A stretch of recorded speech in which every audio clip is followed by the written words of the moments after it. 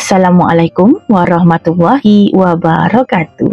Nama saya Siti Nosyamimi binti Ismail. Kos dalam Ijazah Sarjana Muda Pendidikan Awal Kanak-Kanak, nombor matrik 9202012598. Pada hari ini saya akan membentangkan satu topik yang sangat menarik dalam subjek HBEC 3103 Pengajian dan Pembelajaran Bahasa Melayu Kanak-Kanak. Bahasa merupakan satu sistem komunikasi yang mana membolehkan kita menyampaikan melalui pemerhatian, perasaan, emosi, idea dan membentuk interaksi dan pemahaman tentang dunia. Pada hari ini, kita akan meneroka teori beberapa tokoh berpengaruh yang dapat menjelaskan bagaimana seseorang itu memperolehi perkembangan bahasa. Kepentingan mempelajari teori bahasa. Bahasa alat komunikasi yang utama. Dengan bahasa, kita dapat berkomunikasi dan berinteraksi dengan orang lain. Bantu kanak-kanak berfikir dan berinteraksi. Dalam bidang pendidikan awal kanak-kanak, bahasa amatlah penting untuk memahami bagaimana kanak-kanak belajar bertutur dan memahami bahasa. Dalam KSPK, fokus kepada mendengar, bertutur, membaca dan menulis. Bantu guru rancang aktiviti ikut tahap murid dan pembelajaran akan lebih bermakna. Teori nativisme Noam Chomsky 1965. Tokoh teori percaya bahasa diperolehi secara semula jadi sejak lahir. Kanak-kanak boleh mencipta ayat sendiri tanpa diajar. Contohnya, bayi yang baru lahir mendengar orang sekeliling bercakap dan akan mula membina satu ayat walaupun tidak diajar perkataan tersebut. Kedua, manusia lahir dengan keupayaan semula jadi belajar bahasa. Sebagai contohnya, kita belajar berjalan secara semula jadi tanpa perlu diajar langkah demi langkah. Begitu juga dengan bahasa, kita belajar melalui semula jadi. Ketiga, otak kita ada Language Acquisition Device LED. Dalam bahasa Melayu, kita boleh sebut sebagai peranti pemerolehan bahasa. Jadi, kalau nak sebut dalam konteks teori nativisme, sebut sahaja Language Acquisition Device atau kita panggil LED. Di sekolah, terutama prasekolah, tadika, rangsang LED ini melalui berbual, membaca, bercerita, bernyanyi dan bertanya. Dengan ini, kita boleh merangsang komunikasi dengan anak-anak dengan lebih baik.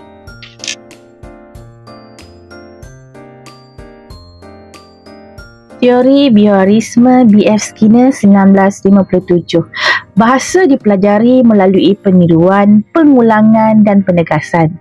Tingkah laku bahasa diperkuat dengan ganjaran positif, beri pujian, beri senyuman. Contohnya, kanak-kanak dapat menjawab soalan dengan baik ataupun mengikut dengan baik. Guru akan memberi ganjaran kepada kanak-kanak ataupun ucapan tahniah, good job. Okey, contoh murid sebut mama, lepas tu ibu pun akan tersenyum. Dan contoh lagi memuji, murid ulang perkataan tersebut. Bahasa berkembang hasil reaksi dan ganjaran daripada persekitaran.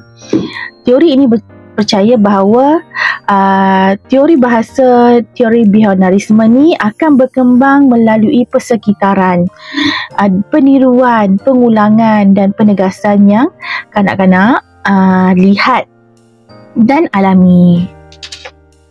Aplikasi teori behaviorisme dalam PDP. Yang pertama, aktiviti fonik berulang. Babi, bu, bebe, bo. Aktiviti berulang ni dia akan boleh aplikasi dalam bahasa. Yang kedua, ganjaran diberi bila murid sebut dengan betul.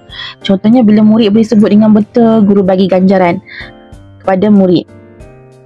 ataupun dengan ucapan seperti tahniah, good job, anda percaya, alhamdulillah. Jadi kat sini murid akan rasa seronok, dihargai. Okay, yang ketiga, bantu ingatan, motivasi dan keyakinan. Guru bantu murid ulang perkataan dan beri keyakinan murid untuk sebut semula. Yang keempat, guna kaimbas dan permainan bahasa. Selain itu juga boleh menggunakan seperti melalui media, audio, murid dengar dan main peranan semula, main lakonan bersama kawan. Okey, seterusnya teori yang ketiga adalah teori interaksionalisme Liu Vygotsky 1978. Yang pertama, bahasa berkembang melalui interaksi sosial, di mana bila adanya aktiviti kumpulan, aktiviti berpasangan, kanak-kanak akan berkembang melalui aktiviti yang dijalankan macam ni secara berkumpulan. Okay, yang kedua, kanak-kanak belajar melalui bantuan orang dewasa dan rakan. Seperti satu kata ni, kanak-kanak ibarat kain putih.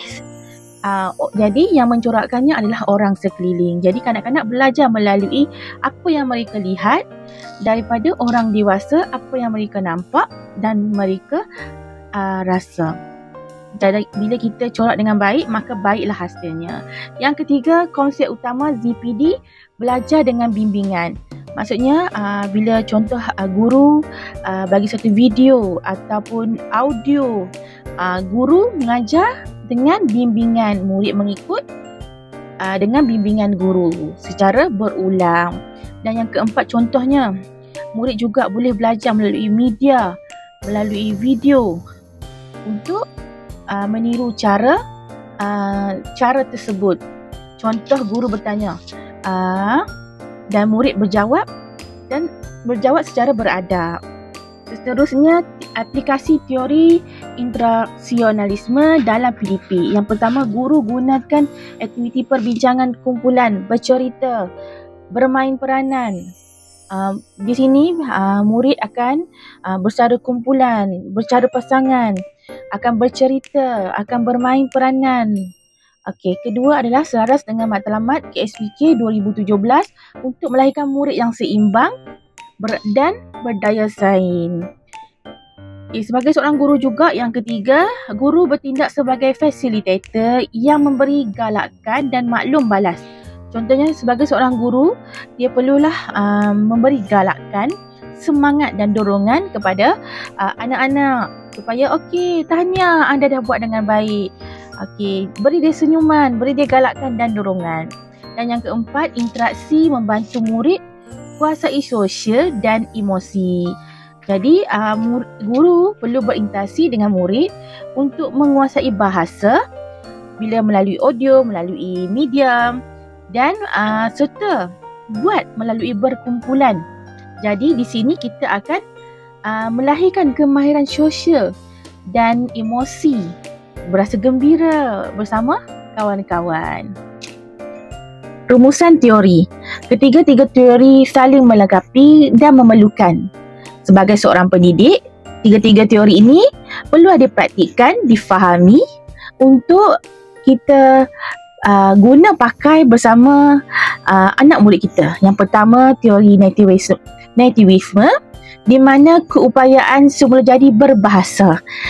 Di mana berbahasa ini belajar secara semula jadi daripada lahir, daripada baby lagi. Yang kedua, teori behaviorisme, yang mana bahasa dipelajari melalui peniruan, pengulangan dan ganjaran. Di mana kat sini kanak-kanak dia belajar melalui persekitaran yang mereka lihat, yang mereka nampak, mereka dengar. Contohnya seperti kata-kata yang kanak-kanak ni ibarat kain putih, yang mencoraknya adalah persekitarannya, ibu bapa. Baiklah baik bahasa daripada seorang ibu dan ayah, bahasa yang mereka dengar, baiklah pertuturannya. Yang ketiga adalah teori interaksionalisme, yang mana pentingnya interaksi sosial dan budaya.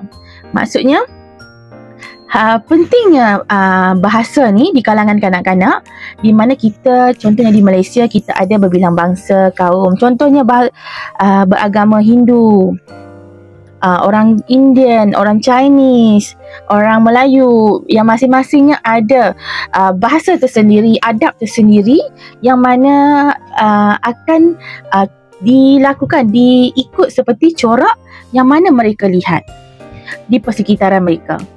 Okey, ketiga-tiga teori ni amatlah melengkapi dan perlu difahami dalam PDP prasekolah. Guru juga perlu menggabungkan ketiga-tiga teori ini untuk saling melengkapi.